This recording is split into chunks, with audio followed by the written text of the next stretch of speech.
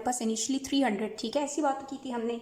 ये ऑस्मोलैरिटी जब 300 आती है कहाँ पर, ascending limb of loop of Henley में। तो यहाँ हमने बात की कि ascending limb of loop of Henley में यहाँ से सॉल्यूट्स जाना शुरू कर देते हैं बाहर की तरफ, ठीक है बच्चों। जब ये सॉल्यूट्स बाहर जाते हैं तो इनिशियली हमारे पास तीनों जगहों पे ऑस्मोलैरिटी कितनी थी, 300 थी। लेकिन क्योंकि अब यहाँ से सॉल्यूट्स बाहर जाना शुरू हो गए हैं तो 300 से ये कितनी हो जाएगी, इंक्रीज होके, क्योंकि सॉल्यूट्स आए हैं ना, तो ऑस्मोलैरिटी सॉल्यूट के आने से इंक्रीज होती है, क्योंकि ऑस्मोलैरिटी डायरेक्टली प्रोपोर्शनल होती है सॉल्यूट की कंसंट्रेशन के।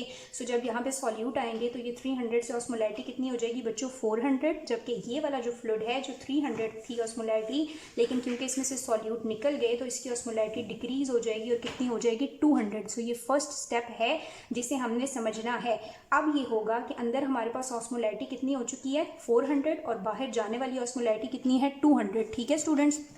अब हमारे पास नया ग्लोमेरुलर फिल्ट्रेट नए साइकिल के साथ, आपको पता है हर टाइम यहाँ से हमारे पास क्या आता रहता है, नया ग्लोमेरुलर फिल्ट्रेट, ठीक है। जब ये नया ग्लोमेरुलर फिल्ट्रेट आ रहा है तो शुरू में इसकी ऑस्मोलैरिटी कितनी है, 300, लेकिन जब ये नीचे आएगा और देखेगा कि इंटरस्टिशियम की ऑस्मोलैरिटी 400, ये फ्रीली परमिएबल मेम्ब्रेन होती है, ये इसके साथ क्या कर लेगी, इसके साथ इक्विलिब्रिएट कर लेगी, और हमारे पास अंदर जो ऑस्मोलैरिटी होगी इस लेवल पे वो भी कितनी हो जाएगी, 400, इसके साथ इक्विलिब्रिएट करके, ठीक है बच्चों। अब जब ये 400 फ्लूइड आएगा अगेन असेंडिंग लिम्ब के लेवल पे, तो यहाँ पे फिर दोबारा से इसमें से क्या निकलेंगे, सॉल्यूट्स निकलेंगे बाहर की तरफ। सो बाहर वाली ऑस्मोलैरिटी, आपने ये चीज़ याद रखनी है कि इस ऑस्मोलैरिटी और इस ऑस्मोलैरिटी में 200 का डिफरेंस रहता है।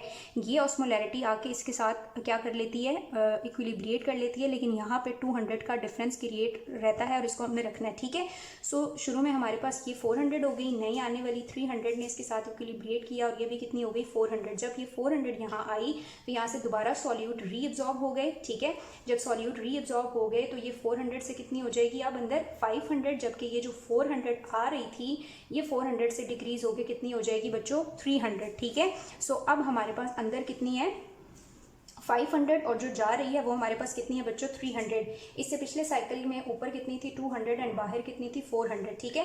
लेकिन अब न्यूली क्रिएटेड क्या है, 500, ठीक है। अब हमारे पास दोबारा जो है वो ग्लोमेरुलर फिल्ट्रेट से जो आ रहा है फ्लूइड, उसकी ऑस्मोलैरिटी कितनी है, 300 मिली ऑस्मोल्स पर लीटर। जब वो इस लेवल पे पहुंचेगी और देखेगी यहाँ पे 500 है तो इसके साथ इक्विलिब्रिएट करेगी और अगेन ये कितनी हो जाएगी बच्चों, 500। जब ये 500 ट्रैवल करके यहाँ जाएगी ascending limb of loop of Henley में, इस 500 में से दोबारा क्या निकलेंगे, सॉल्यूट्स बाहर की तरफ। सो ये 500 हमारे पास, सो जो न्यूली 500 आया है बच्चों, इसमें से अगेन सॉल्यूट्स बाहर की तरफ जाएंगे। जब सॉल्यूट्स बाहर की तरफ जाएंगे तो ये जो प्रीवियस में हमारे पास 500 क्रिएट हुई थी ये इंक्रीज होके कितनी हो जाएगी, 600, जबकि ये जो 500 यहाँ पर है ये डिक्रीज होके कितनी हो जाएगी, 400। तो हर साइकिल के साथ हमने देखना है यहाँ पे डिक्रीज होती जाएगी पर 100 के लिहाज से, और यहाँ पे पर 100 इंक्रीज होता जाएगा, जबकि इन दोनों का डिफरेंस जो रहेगा वो होगा 200, ठीक है बच्चों।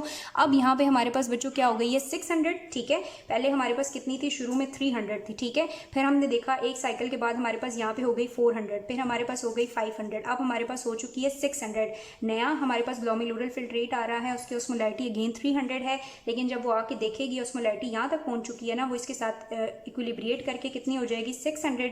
ये 600 जब पहुँचेंगी ascending limb of loop of Henle के लेवल पे, यहाँ से दोबारा फ्लूइड सॉल्यूट्स जो हैं वो ट्रांसपोर्ट होंगे इन साइड, और इन साइड की ऑस्मोलैरिटी 600 से इंक्रीज होकर कितनी हो जाएगी, 700, जबकि ये जो 600 यहाँ पे पहुंची है ये कितनी हो जाएगी बच्चों, 500, ठीक है। तो अगेन यहाँ पे कितने का डिफरेंस है हमारे पास, 200 का। सो इस तरह जो फ्लूइड यहाँ से हमने 300 से स्टार्ट किया, 300 से आके 200 हुआ, सॉल्यूट्स बाहर दे दी और बाहर 100 का इंक्रीज हो गया, ठीक है। सो 300 से हमारे पास 4, 5, 6, 7, 8, तो इसी तरह बच्चों गाइटन में भी इसने दिखाया हुआ है कि हमारे पास ये 300 से स्टार्ट होके 700 तक की हमने बात की है कि साइकिल्स इसी तरह रिपीट होते रहेंगे।